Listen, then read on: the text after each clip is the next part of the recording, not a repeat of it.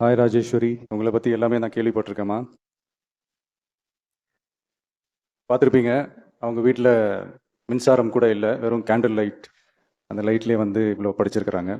வணக்கம் நண்பா, நானுங்கள் John JD.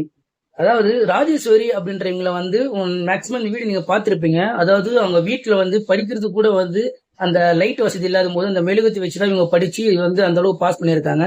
So இந்த வீடு எதுக்குன்னு பாத்தீங்கன்னா, அதாவது தளபதி வந்து நார்மலா வந்து இவங்க படிச்சதுக்கு வந்து ஒரு ஒரு எனர்ஜியாவும் ஒரு பூஸ்ட் கொடுக்குற மாதிரி ஒரு முன்னேற்றத்துக்காக வந்து இவரால முடிஞ்சது வந்து அவங்க வந்து அந்த தங்க நாணயம் சொல்லி கொடுத்துட்டு இருக்காங்க. அதுக்கே பாத்தீங்கன்னா இவர் வந்து இந்த மாதிரி கொடுக்குறான்றது வந்து ஒரு விமர்சனம் வந்தது. அது மட்டும் இல்லாம அவர் தோல் மேல கை போறாரு, இந்த விமர்சனம்லாம் வந்தது.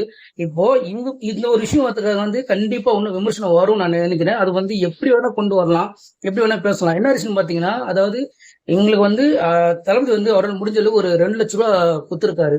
சோ தங்க நகை கொடுத்ததுக்கே வந்து இவ்வளவு பேசுறாங்க அப்படின்னும் போது 2 லட்ச ரூபா வந்து கொடுத்துருக்காங்க அப்படின்னா இது வந்து கண்டிப்பா வந்து எலெக்ஷனுக்கு சம்பந்தப்பட்டது இல்ல வேற ஏதாவது வந்து சேர்த்து வச்சு பேசுவாங்க. சோ யார் எப்படி பேசினாலும் என்ன பண்ணாலும் சரி, நிறைய பேர் சொல்ற ஒரே விஷயம் தான், அதாவது அவர் என்ன பண்ணாலும் சரி அவருடைய சொந்த பணத்தில் அவர் வந்து பண்ணிட்டு இருக்காரு. யாரையும் வந்து இந்த எலெக்ஷனோ இந்த கட்சிக்காகவோ எல்லாம் அந்த சேர்ந்து அவர் பண்ணல அப்படின்றது வந்து நிறைய பேருக்கு தெரியும், நிறைய பேர் சொல்லிக்கிட்டு இருக்காங்க. ஆஹ் அதாவது இவர் இந்த பண்ண இந்த ஒரு விஷயம் வந்து ரொம்பவே வந்து பாராட்ட வேண்டிய ஒரு விஷயம். அது எந்த அளவுக்கு வந்து நம்ம பாராட்டலாம் பரவாயில்ல, குறை சொல்லக்கூடாது அப்படின்றது என்னுடைய கருத்து. ஸோ இந்த வீடியோ பத்தி நீங்க நினைக்கிறீங்க, மறக்காம கமெண்ட் பண்ணுங்க. முடிஞ்ச சேனலை ஃபாலோ பண்ணிக்கோங்க.